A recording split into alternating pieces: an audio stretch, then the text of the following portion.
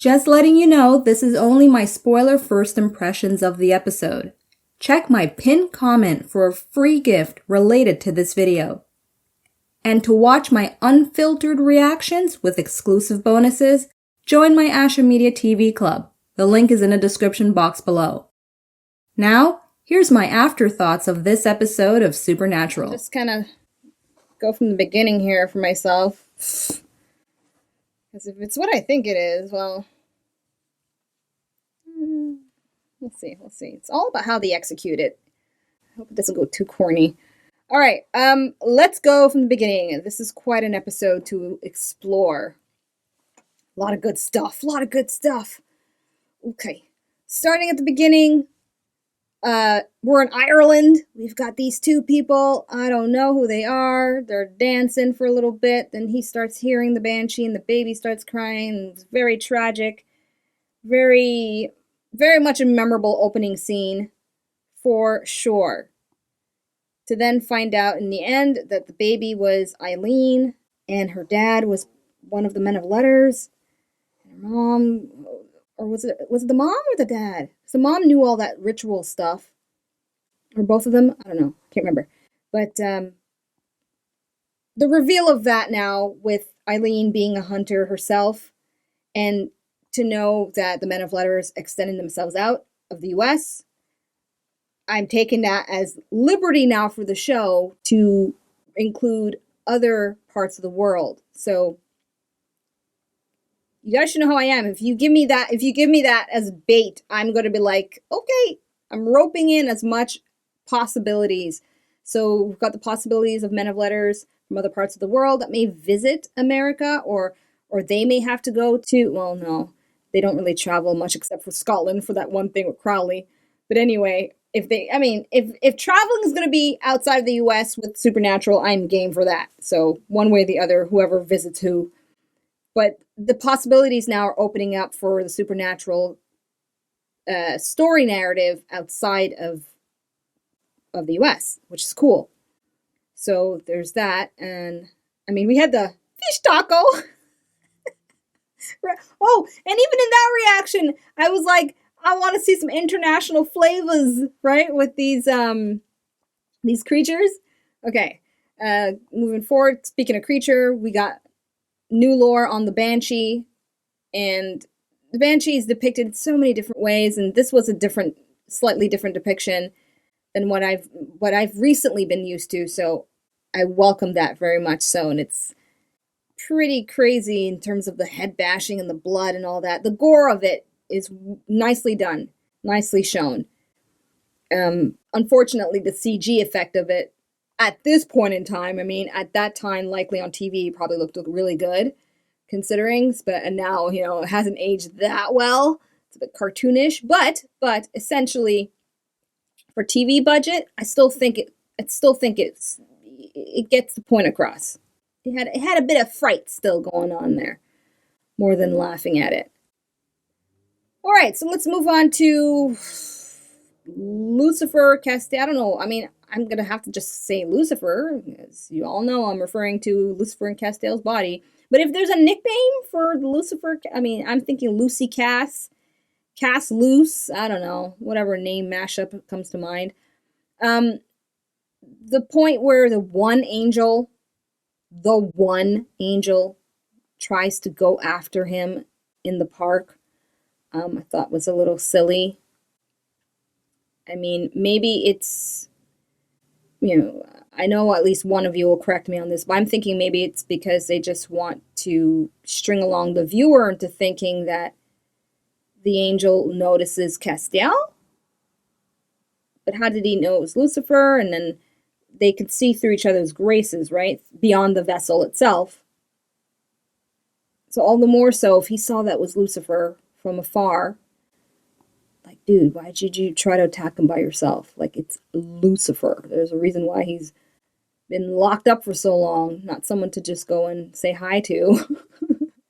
But anyway, if anything, it showcases Lucifer's ability to just be very powerful. I mean, snap of the finger, bye-bye, angel. Yeah. Okay, but what I got out of that, which is leading into the scene where Lucifer enters the bunker and gets caught by Dean, and they have their little moment there. I'm not going in linear fashion, and just it's like where I'm at, I'll kind of connect it to the rest of the episode, all right? Just to not try to confuse you too much. But now I see for myself as a viewer how I can enjoy the performance of Misha Collins, because he's doing a really good job. And his back and forth of pretending to be Cass and then being Lucifer, that's quite something for him, taking on two mannerisms. And just on a performance level, I'm going to enjoy that more than anything. He's doing a good job and I'm liking it. But in the back of my mind, I'll always remember, if I had my choice, it'd still be Mark Pellegrino, okay? There's no one else who can do that Lucifer but the source of it. But anyway, Misha's doing a good job. But for the story, I acknowledge now I'm seeing, and then they're showing it very clearly, how useful it is to have him in Cass's body, and how he can infiltrate the bunker, get all that information, have that conversation with Dean to find out what's going on with them. It works, and now he's likely going to play, he's going to have to reach out to other angels and F up stuff with them too. So I have to also keep him back in my mind now. It's going to be at the point where Sam and Dean are, they'll eventually find out that's Lucifer, and it's going to be maybe now I could see we're going to lead into a save Cass situation. Because if in the previous episode you had, I went to go look up her name while I was checking out the credits. Ambriel, yes, Ambriel. Okay, she was telling Castiel, we're dispensable, we're expendable. And so I could see now a possible journey with the story. I'm jumping the gun a bit, but that's what I do, people. That's what I do a little bit. I try to restrain myself, but I'll go as far as saying that the value of who Cass is will come into question for Sam and Dean in order to fight for him to get his body back and cast out Lucifer. Which I wonder if it's going to go back to Sam. Like it's going to be a ping pong thing. But anyways, I'm not going to go too far down that road. All right, moving further into the episode. I definitely enjoyed the humor on some levels. When it comes to certain double standards with men and women, though, I have very little tolerance, especially nowadays. I'm not looking to... Anyways, I remember there was a club member that had that really took offense to me when I forgot what episode it was. I think it was from the first season or second season, where, listen, if a guy can't say it to a girl, it's just plain and simple, okay, for me. If a guy can't say it to the girl, I don't think the girl should be able to say it to the guy, whether there's a presence of danger or not. I'm not keen on the double standard. And sometimes, yes, I feed into it, and that's only because I've been conditioned that way, in a sense, too, right? So I'm guilty of my moments of saying things out loud that if a guy reactor were doing, the audience watching him would have an issue with. So it's a weird thing, but it's even weirder when you're watching it too.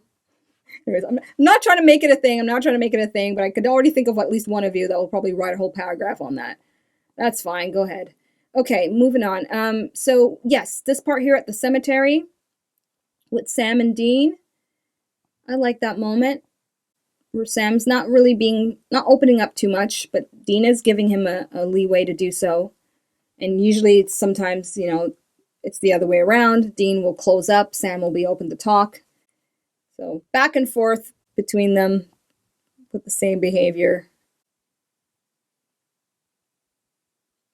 Okay, so that part where they did talk about Blaze of Glory, leaving a blaze. I'm crossing my fingers. That's always what I've seen them kind of go out on, a high note that way. And I hope not to spoil it and don't hint anything. Don't even say whether or not. Please don't do that. That'd be just really cruel of you. But just know that's kind of what I'm expecting in a sense of the Sam and Dean wrap up of their final season, is that they do go out like Thelma and Louise. I think that's what they kind of are like that for me, you know, especially if it's going to be against some big bad situation that's going to, end the world, a new apocalypse kind of thing. That'd be pretty dope. That would be pretty dope. Or I've said this as well. Or they do grow old. They end up back at this retirement home because you have Sam keeping the flyer. Maybe that's like, maybe at that point the showrunners are like, we'll hang on to that because we may finish the story back at this place. That'd be pretty damn hilarious. Okay. Let's move on now. Eileen. Yes, Eileen. All right, people. I've been paying attention to clues when it comes to the love interest that Sam gets. And they all have a common denominator. Maybe this is too on the nose, but I mean, it was in dialogue as well, right? You have her, forgive me, I forgot her name, the older lady telling her, Sam, you can keep Sam, I'll keep the cute one. And all the common things between her and Sam, they're both were babies, had a tragic event happen to them, to their parents, well, to his mother, but still, that's a common ground there. They both have law. But the biggest common denominator, which to me, I think is quite obvious, is the brunette version of her. Like, all the brunettes in this show, right? They've been kind of connected to Sam. And the fact that she's a legacy as well, and they're showing Sam and her have some kind of connection, a tiny bit of flirting on her end there towards the end. So basically, I wouldn't be surprised if that's set up for her and Sam. Mm-hmm. And her being a hunter makes it all the more convenient. Yeah, I could see that. Okay, so what else though was there? There was something else along those lines with Eileen. Yeah, the sigil, the marking and all that, she has a lot of experience that they are not familiar with. So that's that's definitely an asset for them to align themselves with her. But I'm also thinking if she's one probably out of many to come in terms of hunters, then. That's what I'm thinking. If you're going to be showing me one hunter, you might as well show me more. Well, I'm hoping anyway. It's not foreshadowing I'm seeing it as. I'm seeing it as just me wanting to see that.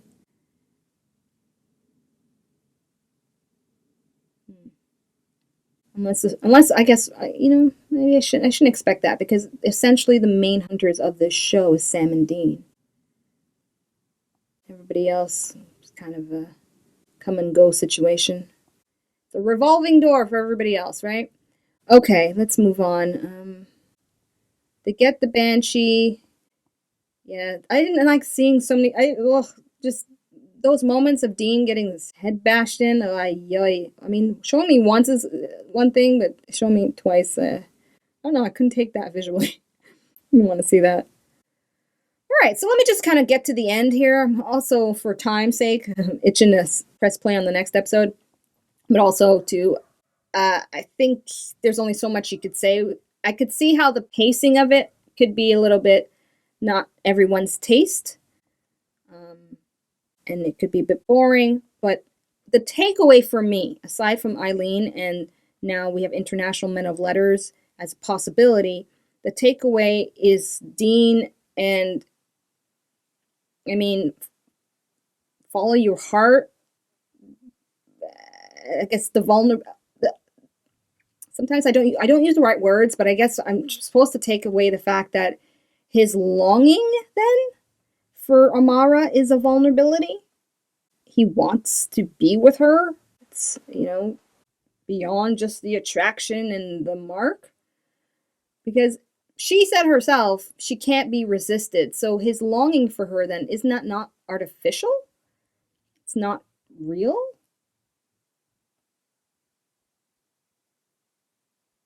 I mean, I guess it's real in terms of the mark of Cain and all, but I don't know how else to explain it. It just seems like it's forced on him. It's an attraction that's It's a compulsion that doesn't have a basis in something that probably he even wants. He just can't help but feel what he's feeling. So it's kind of like, I don't know how else to say it. Not sure how I feel about that. So if that's where they're going, then but I guess I gotta see how they play it out. All I know for sure is at this point in time, I'm looking forward to seeing how and when or if they figure out that Cass is Lucifer. That's gonna be something. And I can't wait. Okay, so there you have it. I have as an Ashamoji in mind. I really like this.